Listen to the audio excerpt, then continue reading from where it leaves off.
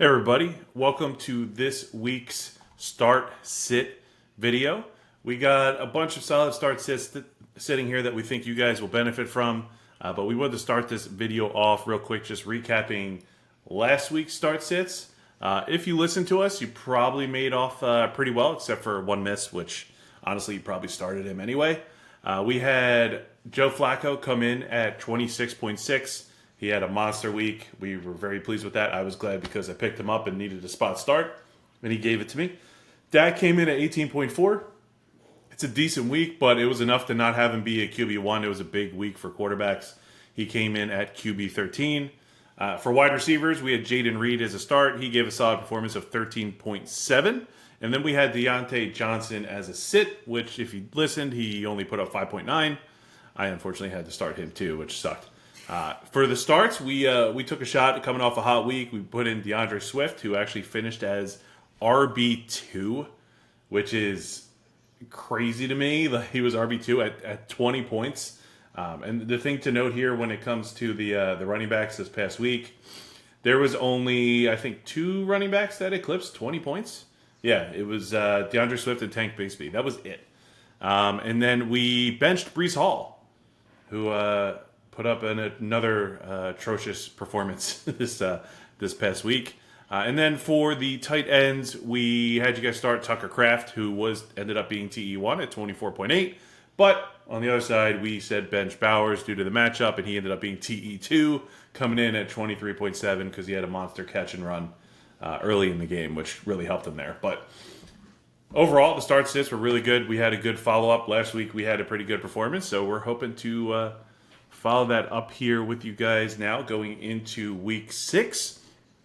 This week for quarterbacks, we're going to tell you guys to start Caleb Williams. If he's been sitting on your bench, now's the week to pull him off your bench. I know he had a solid week last week, so you're probably sitting pretty good if you started him last week, but he's got a matchup against the Jags.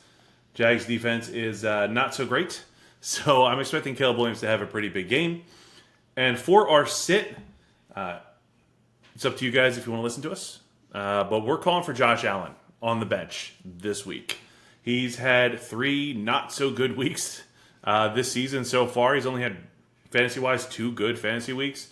And the matchup this week is not really good against the Jets defense, which is really strong. So we're calling for a bench on Josh Allen.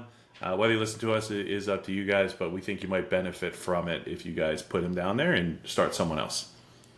Yeah, obviously a huge swing. I'm sure most people who have Josh Allen will be playing him, but maybe you have Caleb Williams as your QB2 and can plug him in.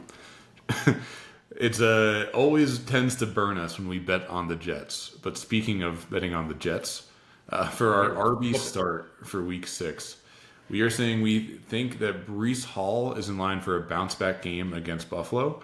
They've been allowing 140 yards per game so far this season on the ground.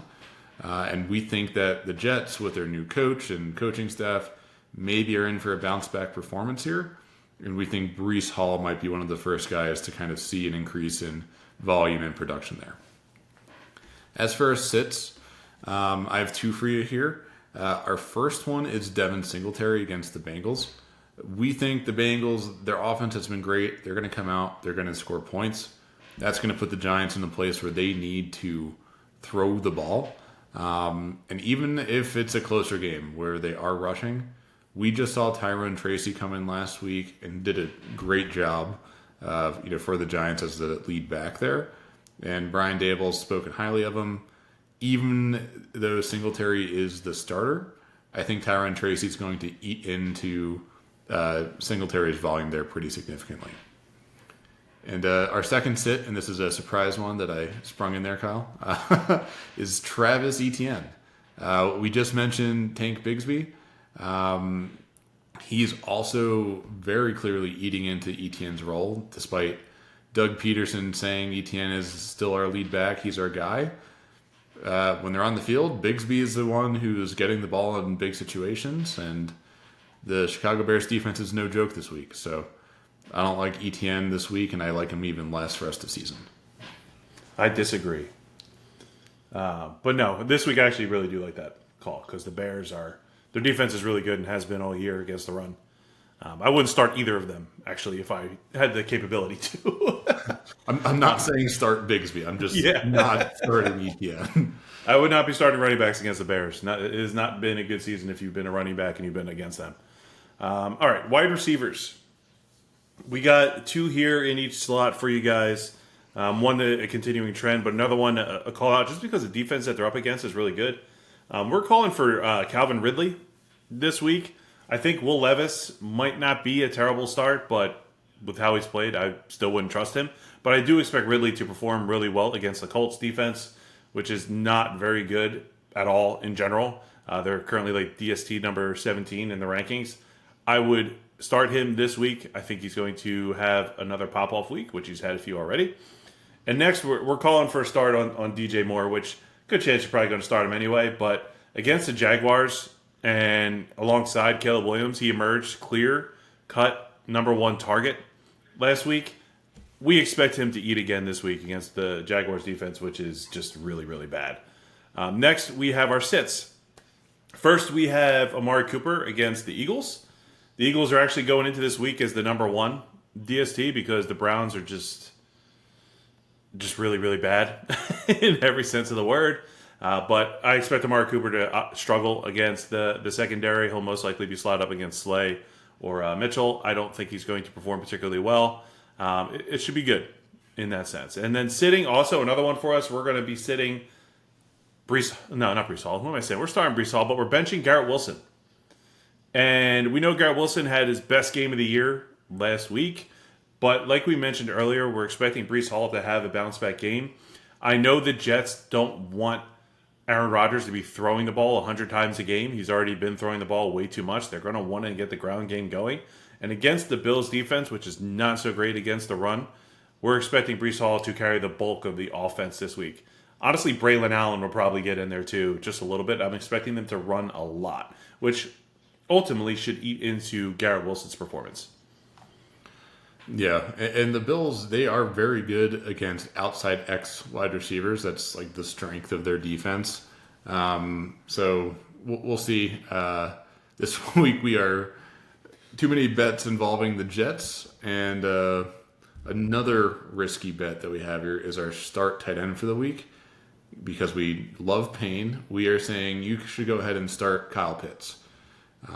He obviously came back and had a good week last week as a part of the Falcons absolutely just dominating. And this week they're playing the Panthers. We think that Kirk is going to continue to roll. I like, London, Mooney, and Pitts in a lot of different leagues this week, but I think you should feel confident, asterisk, starting Kyle Pitts again this week.